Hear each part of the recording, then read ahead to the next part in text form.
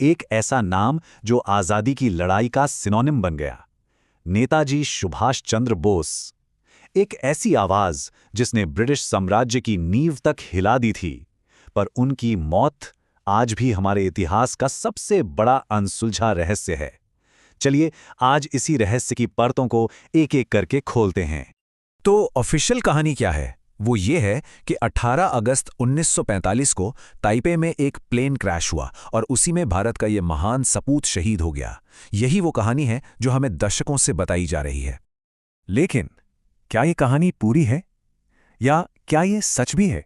क्योंकि देखिए 78 साल हो गए हैं, कई जांच आयोग बने, हजारों पन्ने खंगाले गए, और मजे की बात तो ये है कि मुखर्जी कमीशन जैसी जांच ने तो साफ साफ कह दिया कि कोई प्लेन क्रैश हुआ ही नहीं था। तो फिर सच क्या है? हर बार सरकारी बयानों के पीछे एक पर्दा क्यों रह जाता है? और इसी पर्दे के पीछे छिपे हैं 7 बड़े सवाल। जी हां, एक नंबर 7। यही वो 7 सवाल हैं जो ऑफिशियल कहानी को सीधी चुनौती देते हैं और साबित करते हैं कि नेताजी की मौत का रहस्य आज भी जिंदा है। चलिए एक एक करके इन सवालों को देखते हैं। तो सबसे पहले बात करते हैं ऑफिशियल कहानी की ही। उसकी बुनियाद में जो खामियां हैं उनकी जांच करते हैं। पहला सवाल, और शायद सबसे बुनियादी सवाल, नेताजी का ऑफिशियल डेथ सर्टिफिकेट आखिर है कहां?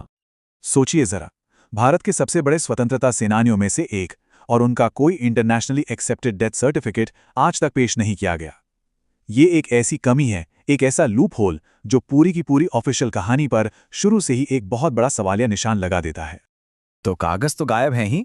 अब बात करते हैं उन ठोस सबूतों की जो कभी मिले ही नहीं। सवाल नंबर 2, और ये जुड़ा है एक खजाने से। आजाद हिंद फौज का वो खजाना जो नेताजी के साथ था, उसका क्या हुआ?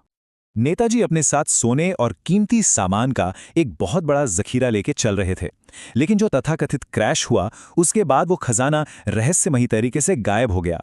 तो सवाल ये उठता है कि क्या क्रैश की कहानी सिर्फ उस खजाने की चोरी को छुपाने का एक पर्दा थी, या फिर उस पैसे का इस्तेमाल किसी सीक्रेट मिशन, किसी गुप्त यात्रा के लिए किया गया? अब जरा बात करते हैं गवाहों की और साइंस की, क्योंकि जब गवाहों के बयान ही एक दूसरे से मेल ना खाएं और साइंस को जानबूझकर नजरअंदाज किया जाए तो शक और गहरा हो जाता है। सवाल नंबर 3, जो राख जापान के मंदिर में रखी है उसका डीएनए टेस्ट आज तक क्यों नहीं हुआ? देखिए, जापान के रेंकोजी मंदिर में एक कलश रखा है और दावा किया जाता है कि उसमें नेताजी की अस्थियां हैं। यही वो एकमात्र फिजिकल सबूत है जिसे ऑफिशियली माना गया है। लेकिन नेताजी के परिवार ने और कई जांचकर्ताओं ने भी बार बार कहा कि इसका डीएनए टेस्ट करवा लीजिए, दूध का दूध पानी का पानी हो जाएगा। पर हर बार इस मांग को या तो टाल दिया गया या फिर नजरअंदाज कर दिया गया। अब एक सिंपल से साइंटिफिक टेस्ट से इतना परहेज क्यों? ये सवाल तो उठेगा ही। और अब सवाल नंबर 4, जो लोग प्लेन में नेताजी के साथ थे उनके बयानों में इतना ज्यादा फर्क क्यों है? प्लेन क्रैश के जो चश्मदीद गवाह थे, मतलब जो ऑफिसर नेताजी के साथ थे, उनके बयानों में ही जमीन आसमान का फर्क है। किसी ने कहा कि नेताजी बुरी तरह जल गए थे, तो किसी ने कहा कि ऐसा नहीं था। उनके आखिरी शब्द क्या थे, इस पर भी सबकी अपनी अपनी कहानी है। घटनाओं का टाइमलाइन तक मैच नहीं करता। ऐसा लगता है जैसे सब अलग अलग कहानियां सुना रहे हों। क्या ये सब किसी दबाव में दिए गए बयान थे या फिर मनगढ़ंत थे?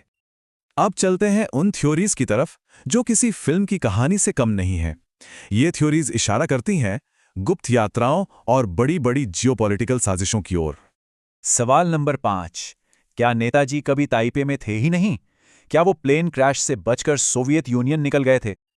ये एक बहुत बड़ी थ्योरी है। इसके मुताबिक प्लेन क्रैश की कहानी सिर्फ एक धोखा थी, दुनिया की आंखों में धूल झोंकने के लिए। असल में नेताजी वहां से गुप्त रूप से सोवियत रूस पहुंच गए थे ताकि अंग्रेजों के खिलाफ लड़ाई जारी रखने के लिए मदद मांग सकें। कुछ रिपोर्ट्स तो ये भी दावा करती हैं कि बाद में स्टालिन ने उन्हें साइबेरिया की एक जेल में कैद कर लिया था। अगर ये सच है तो इसका मतलब है कि एक सुपर पावर ने उनकी किस्मत को दुनिया से छुपाया। अब सवाल नंबर 6, जो हमें वापस भारत ले आता है। फैजाबाद के एक गुमनाम से घर में एक रहस्यमयी साधु रहते थे। लोग उन्हें कहते थे गुमनामी बाबा। आखिर ये कौन थे?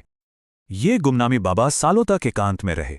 1985 में जब उनका निधन हुआ तो उनके कमरे से जो सामान मिला उसने पूरे देश में सनसनी फैला दी। उनके सामान में थीं नेताजी के परिवार की तस्वीरें, वैसी ही किताबें जो नेताजी पढ़ते थे, और कई चिट्ठियां। हैंडराइटिंग एक्सपर्ट्स ने भी उनकी और नेताजी की लिखावट में चौंकाने वाली समानताएं बताईं। तो क्या ये मुमकिन है कि भारत का सबसे बड़ा स्वतंत्रता सेनानी अपनी ही मातृभूमि में एक गुमनाम जिंदगी जी रहा था? और आखिर में 7वां और सबसे चुभने वाला सवाल, ये सवाल सीधा भारत सरकार से है कि आखिर नेताजी से जुड़ी फाइलें इतने सालों तक टॉप सीक्रेट क्यों थीं? आजादी के बाद दशकों तक हजारों फाइलों को क्लासिफाइड रखा गया। आखिर ऐसा कौन सा सच उन फाइलों में दफन था जिसे देश से छुपाना जरूरी था? और 2015 में जब ये फाइलें पब्लिक की भी गईं, तब भी उनमें से कोई निर्णायक जवाब नहीं निकला, जिसने इस रहस्य को सुलझाने की जगह और भी ज्यादा उलझा दिया। तो एक ऑफिशियल कहानी जिस पर यकीन करना मुश्किल है, एक गायब खजाना, दशकों की सरकारी चुप्पी और 7 ऐसे सवाल जिनका कोई जवाब नहीं। नेताजी सुभाष चंद्र बोस सिर्फ एक नाम नहीं थे, वो एक क्रांति थे, एक विचार थे। और शायद इसीलिए 78 साल बाद भी ये रहस्य जिंदा है। जब तक इन 7 सवालों के जवाब नहीं मिल जाते, नेताजी की कहानी हमारे इतिहास का एक ऐसा पन्ना बनी रहेगी जो पढ़ा तो गया पर समझा नहीं जा सका। तो असली कहानी आखिर है क्या? ये एक ऐसा सवाल है जो आज भी हवा में गूंज रहा है।